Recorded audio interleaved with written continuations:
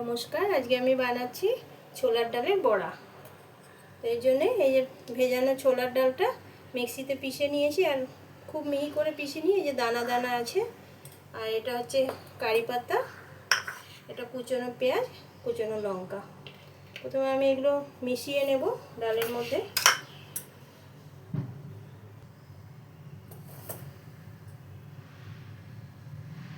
প্রথমে আমি লঙ্কাটা দিয়ে দিচ্ছি, পেঁয়াজ পুরোটাই দিয়ে দেব।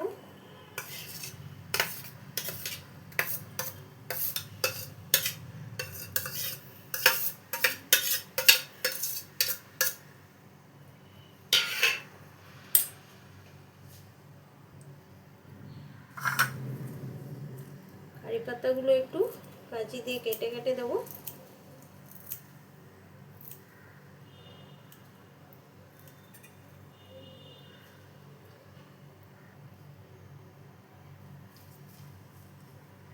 স্বাদ মতো নুন দিয়ে দেব।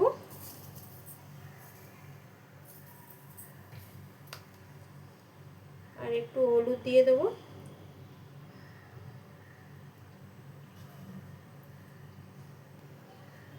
এবার এটাকে আমি ভালো মতো মেখে নেব পুরোটা। এটা গরম গরম বড়াগুলো বানিয়ে ভাতের সাথে, গরম গরম ভাতের সাথে খেতে ভালো লাগে, চায়ের সাথে খুব ভালো লাগে খেতে। এটা পুরো মাখিয়ে নেব। তো আমি এর মধ্যে সাদা তেল দিয়ে দেবো। আমি সাদা তেল দিয়ে ভাজবো বড়াটা। বেশ খানিকটা তেল দিয়ে দেবো।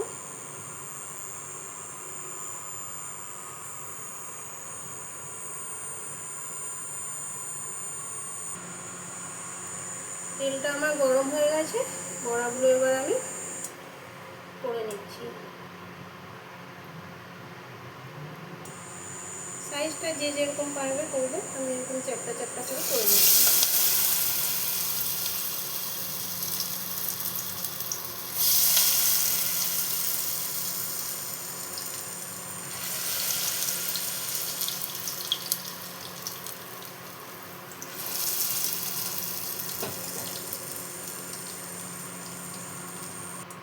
এই যে আমার বড়া চারটে হয়েছে, আর বানাচ্ছি।